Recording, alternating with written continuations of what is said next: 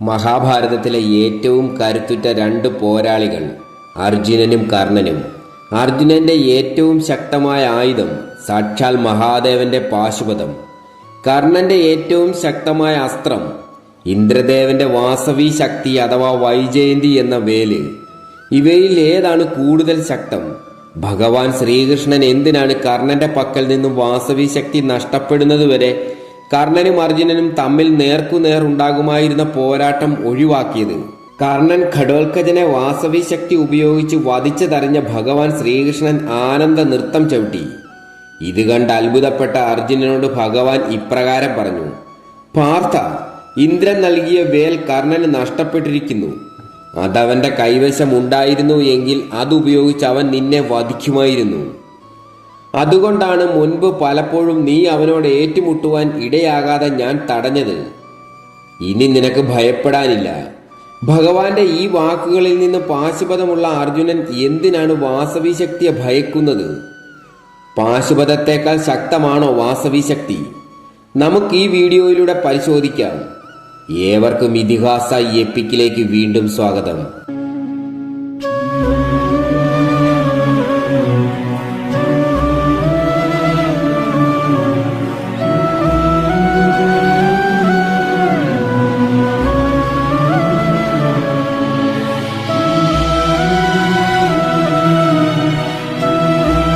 പുരാണത്തിലെ ഏറ്റവും കരുത്തുറ്റ ആയുധമാണ് മഹാദേവന്റെ പാശുപതം.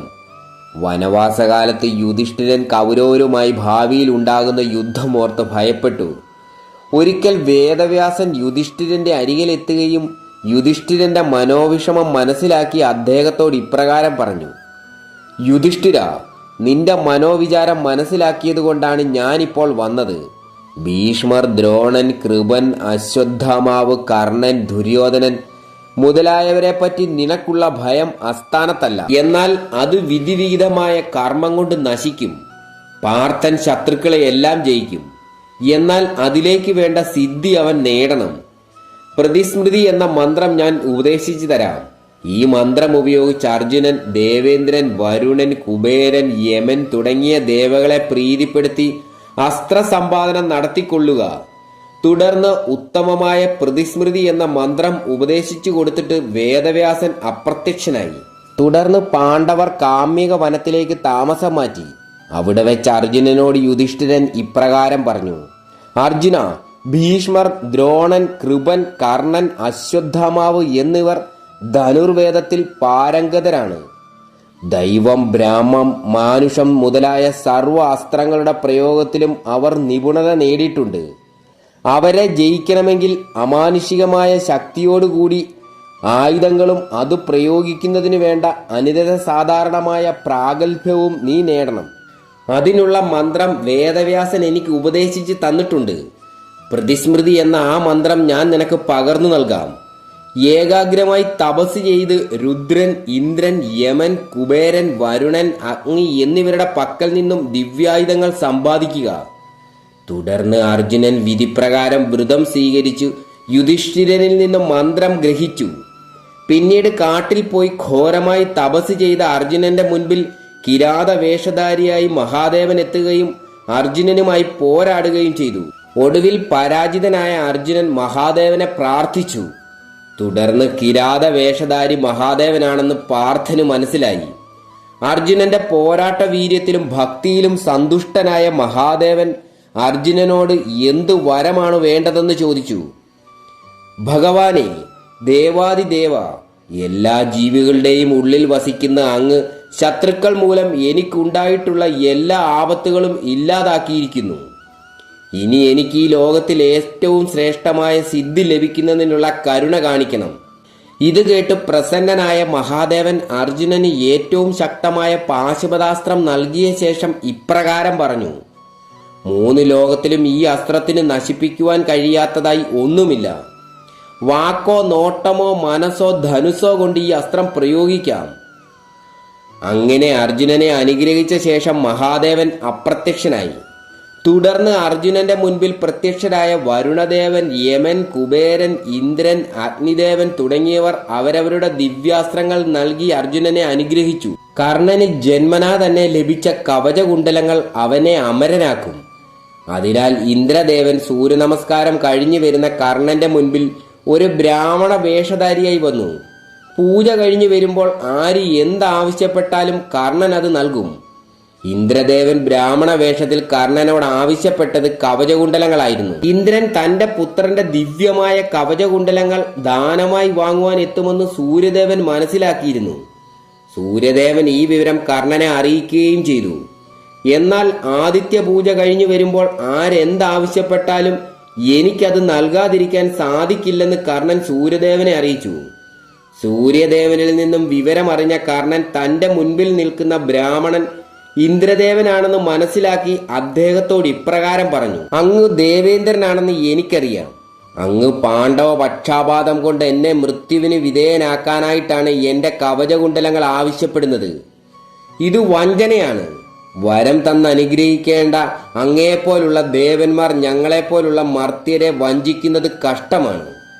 കർണന്റെ വാക്കുകൾ കേട്ട ഇന്ദ്രദേവൻ ലജ്ജിതനായി. എങ്കിലും അദ്ദേഹം തന്റെ ആവശ്യം ഉപേക്ഷിച്ചില്ല. തുടർന്ന് കർണൻ തന്റെ കവചകുണ്ടലങ്ങൾ ഇന്ദ്രദേവന് നൽകുവാൻ തയ്യാറായി. പക്ഷേ പകരമായി ഇന്ദ്രദേവന്റെ ശക്തമായ വാസവി ശക്തി അഥവാ വൈജയന്തി എന്ന വേൽ തനിക്ക് നൽകണമെന്ന് അപേക്ഷിച്ചു. ഇന്ദ്രദേവൻ കർണന്റെ കവചകുണ്ടലങ്ങൾ സ്വീകരിച്ച ശേഷം ശക്തമായ വാസവി ശക്തി കർണന് നൽകിക്കൊണ്ട് ഇപ്രകാരം പറഞ്ഞു: ഈ വേൽ കുറിക്കുകൊള്ളുന്ന ശക്തിയേറിയ ആയുധമാണ്. എത്ര ശക്തമായ ലക്ഷ്യത്തെയും ഭേദിക്കുവാൻ ഈ വേലിന് കഴിയും. ഇതിന്റെ പ്രയോഗം ഒരിക്കലും വിഫലമാകുകയില്ല. എന്നാൽ ഇതിന്റെ പ്രയോഗം കൊണ്ട് ഏതെങ്കിലും ഒരു ശത്രുവിനെ മാത്രമേ നിനക്ക് വധിക്കുവാൻ സാധിക്കുകയുള്ളൂ. അതിനുശേഷം ഇത് എന്റെ പക്കൽ തിരികെ എത്തും. അർജുനനെ മാത്രമേ കർണൻ തന്റെ ഒപ്പം നിൽക്കുന്ന ശത്രുവായി കരുതിയിരുന്നുള്ളൂ. അതിനാൽ തന്റെ ജീവിതത്തിൽ ഈ വേൽ അർജുനനെതിരെ മാത്രമേ പ്രയോഗിക്കുവാൻ കർണനും ഉദ്ദേശിച്ചിരുന്നുള്ളൂ. അതിനാൽ ഒരു പ്രാവശ്യം മാത്രമേ വേൽ ഉപയോഗിക്കുവാൻ കഴിയൂ എന്ന ഇന്ദ്രന്റെ വാക്ക് കർണൻ കാര്യമാക്കിയില്ല. എന്നാൽ കുരുക്ഷേത്ര യുദ്ധത്തിൽ ഘടോത്കചൻ എന്ന ഭീമപുത്രൻ കൗരവപക്ഷത്തിന് കനത്ത നാശം വിതയ്ക്കുകയും ദുര്യോധനനെ തന്നെ വധിക്കുകയും ചെയ്യുമെന്ന അവസ്ഥ വന്നപ്പോൾ ഇന്ദ്രൻ നൽകിയ വാസവി ശക്തി കർണന് ഘടോത്കചന് നേരെ പ്രയോഗിക്കേണ്ടി വന്നു. അങ്ങനെ ഒരു പ്രാവശ്യം ഉപയോഗിച്ചതോടുകൂടി കർണന് ഈ വേൽ നഷ്ടമായി. കുരുക്ഷേത്ര യുദ്ധത്തിൽ 11-ാം ദിവസം കർണൻ പടക്കളത്തിലിറങ്ങി. അന്നു മുതൽ യുദ്ധത്തിന്റെ 14-ാം ദിവസം ഘടോത്കച വധത്തിലൂടെ കർണന്റെ വാസവി ശക്തി നഷ്ടപ്പെടുന്നതുവരെ ഭഗവാൻ ശ്രീകൃഷ്ണൻ അർജുനനും കർണനുമായി നേർക്കുനേർ ഉണ്ടാകുമായിരുന്ന ദ്വന്ദ്വയുദ്ധം ഒഴിവാക്കി. പാശുപതാസ്ത്രം കയ്യിലുള്ള അർജുനൻ എന്തിന് കർണന്റെ വാസവി ശക്തിയെ ഭയപ്പെടണം? മഹാദേവന്റെ പാശുപതാസ്ത്രം തന്നെയാണ് ഇന്ദ്രദേവന്റെ വാസവി ശക്തിയേക്കാൾ മികച്ചതും ശക്തവുമായ ആയുധം. പാശുപതാസ്ത്രത്തിന് ഈ ലോകം മുഴുവൻ നശിപ്പിക്കുവാൻ കഴിയും. അർജുനനും വരുണദേവനും കുബേരനും യമദേവനും മറ്റു ദേവകളും ദിവ്യാസ്ത്രങ്ങൾ നൽകിയതുപോലെ അല്ല കർണന് ഇന്ദ്രദേവൻ വാസവി ശക്തി നൽകിയത്. ഈ വേൽ നൽകിയ ശേഷം ഇന്ദ്രദേവൻ കർണനോട് പറഞ്ഞത് ഈ വേൽ പ്രയോഗിച്ചാൽ അത് ഒരിക്കലും നിഷ്പ്രഭമാവുകയില്ലെന്നും എത്ര വലിയ ലക്ഷ്യത്തെയും ഈ ആയുധം ഭേദിക്കുമെന്നുമാണ്. ഇന്ദ്രദേവൻ ദേവകളുടെ രാജാവാണ്. അദ്ദേഹത്തിന്റെ വരം ഒരിക്കലും വെറുതെയാവുകയില്ല.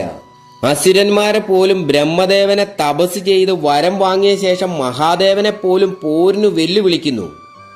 മഹാദേവൻ വരം നൽകിയ ഭസ്മാസുരനെ പരാജയപ്പെടുത്തുവാൻ അദ്ദേഹത്തിന് പോലും സാധിച്ചില്ല. ബ്രഹ്മാവിൽ നിന്നും വരം വാങ്ങി അഹങ്കാരികളായി മാറുന്ന അസുരന്മാരെ മഹാദേവന് പാശുപതാസ്ത്രം ഉപയോഗിച്ച് വളരെ നിസാരമായി വധിക്കാമല്ലോ. കാരണം പാശുപതാസ്ത്രത്തിന് ഭേദിക്കാൻ പറ്റാത്തതായി ഒരു ലക്ഷ്യവുമില്ല. എന്നാൽ അങ്ങനെ ചെയ്താൽ ബ്രഹ്മദേവന്റെ അനുഗ്രഹത്തിന് ഫലമില്ലാതായി പോകും. അതുപോലെ വാസവി ശക്തി കയ്യിലുള്ളപ്പോൾ കർണനും അർജുനനും നേർക്കുനേർ പോരാടിയാൽ കർണൻ തീർച്ചയായും അർജുനനെതിരായി വാസവി ശക്തി പ്രയോഗിക്കും. ഇന്ദ്രദേവൻ നൽകിയ വരമനുസരിച്ച് ഇതിനെതിരായി അർജുനൻ പാശുപതം പ്രയോഗിച്ചാലും വാസവി ശക്തി അർജുനനെ വധിക്കും. എന്നാൽ അർജുനന് പാശുപതം നൽകിയ ശേഷം മഹാദേവൻ അർജുനന് നൽകിയ വരം ഈ പാശുപതം ഉപയോഗിച്ച് ഭേദിക്കാനാകാത്ത ഒരു ലക്ഷ്യവും ഈ ലോകത്തില്ല എന്നാണ്.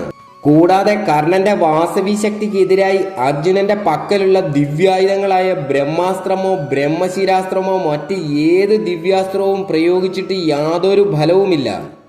അത് വാസവി ശക്തി എന്ന ഇന്ദ്രന്റെ വേൽ ഇവയേക്കാൾ ഒക്കെ ശക്തമായതുകൊണ്ടല്ല, മറിച്ച് വേൽ നൽകിയ ശേഷം ഇന്ദ്രദേവൻ നൽകിയ അനുഗ്രഹം കൊണ്ടാണ്.